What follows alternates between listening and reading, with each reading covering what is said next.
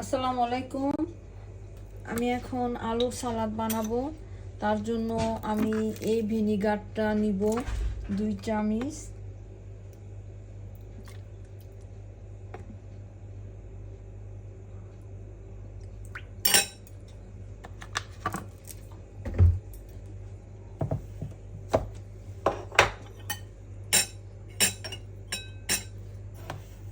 আমি চিনি নিব 1 চামচ, আর একটু নিব 1.5 চামচের মতো চিনি নিব।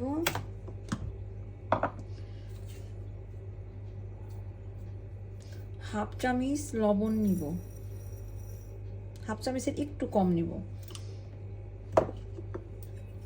আমি এই পানির গ্লাসের 1 গ্লাস পানি দিব।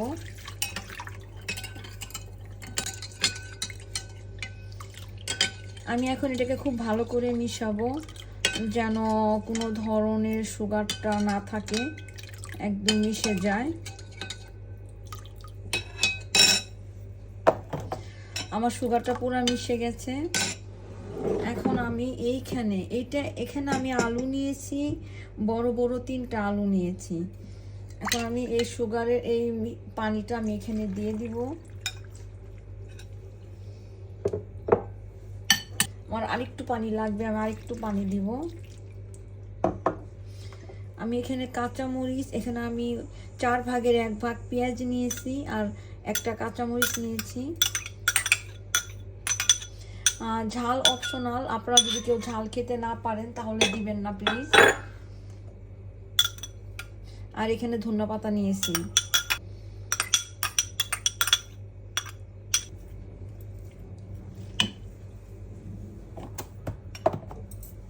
এখন আমি এটা মিলাবো। এখন আমি একটু চেক করে দেখব এটা কেমন হয়েছে, লবণটা ঠিক আছে কিনা।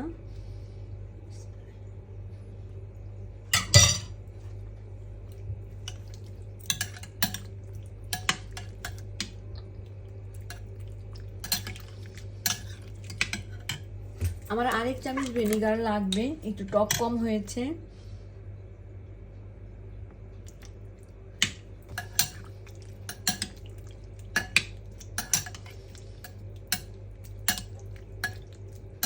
আমি অলিভ অয়েলটা দিব।